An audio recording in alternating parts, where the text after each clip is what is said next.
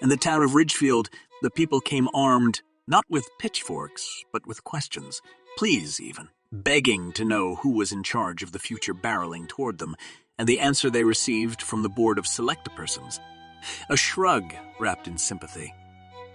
What you will see and hear is not the voice of the oppressed rising.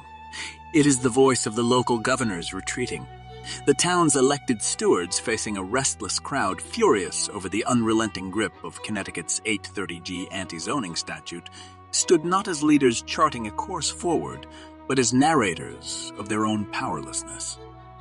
They pointed north, to Hartford, where decisions were made long ago and to which they now defer. They blamed state law, the state charter, the imbalance of legislative power. They invoked history, demographics, even age and exhaustion. And in doing so, they made a confession more damning than any protester could deliver. That democracy at the municipal level is a spectator sport when the rules are written elsewhere. We don't control it, they said.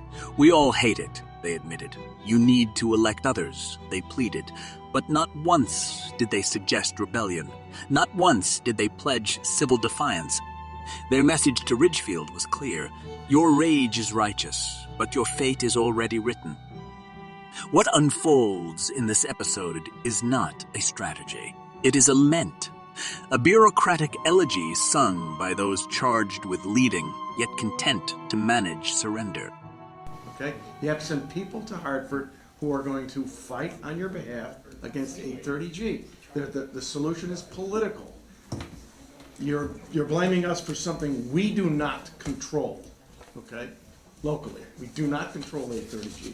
We all wish we did, but we don't, okay?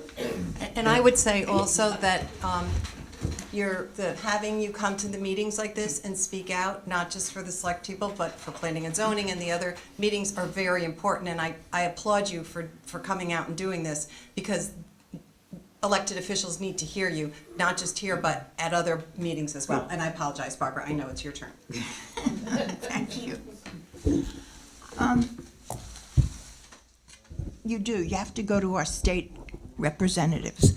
But in fairness to our local representatives and to the representatives in Darien and New Canaan and all the other small communities who oppose 8-30G and who are trying to get it changed, it was passed when Governor Weicker was the governor of the state. And it was passed with the support of the inner cities. And to this day, the representatives from the inner cities outnumber the representatives from the smaller towns. So any effort to change it, notwithstanding the effort made, has been shot down. We all hate it. I don't think there's anybody in this room who wants to see 8-30G continue its life. We all believe that we need affordable housing, but we are best suited to planning it and siting it as a town, as a community, rather than having it thrust upon us.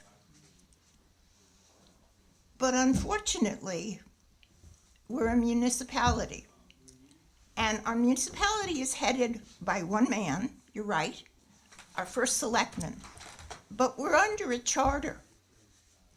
And our charter, and we're under a state constitution. And our charter provides for Rudy to be the first selectman and preside over the town. But it doesn't provide for planning and zoning to report to him. And it doesn't provide for the police commission to report to you. Police chief, right. It doesn't. The police commission doesn't And Parks report to and you. Rec director. And, right, there are a number of, Parks and Rec doesn't report to you. Right, there are, under our charter, until we change the charter,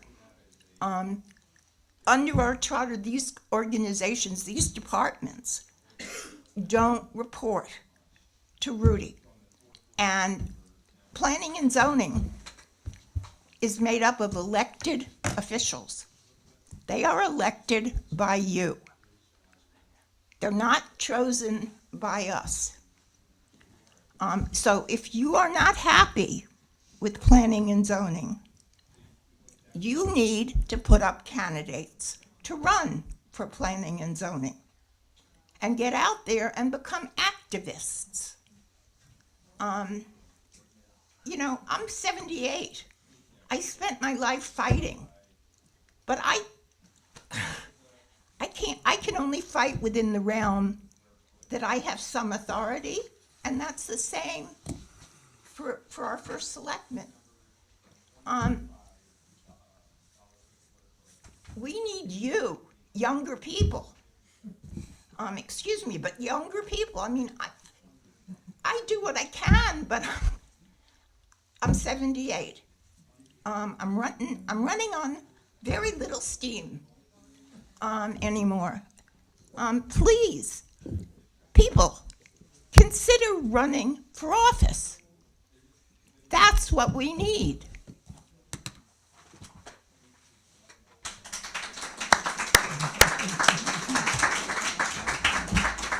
Well, just because I feel like it's my turn, I'll just. I mean, I really want to concur with what Maureen said. You know, it's and Bart, really with everything that's been said. There is so much sphere of influence that we have. But that said, it's really important that people come out and talk about these things. We have this in our conversations. Believe me, I will promise you, our state delegation, they know that these are important issues. But we're one of 169 towns in the state of Connecticut. There's only so much influence they can have on that. And I think Barbara's exactly right. There's nobody here, I don't think there's anyone in our state delegation that looks forward to 830G, excuse me, and its ongoing continuation.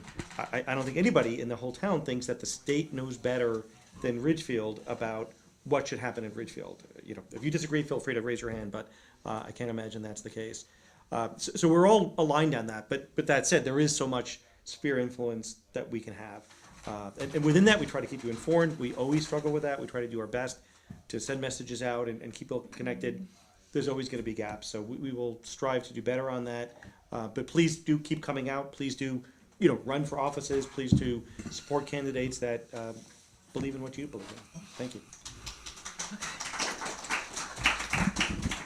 So thank you, everyone. And what we can promise you is that we will be trying more actively, become an activist on this issue of Candy's Pond, and to play a bigger role with planning and zoning,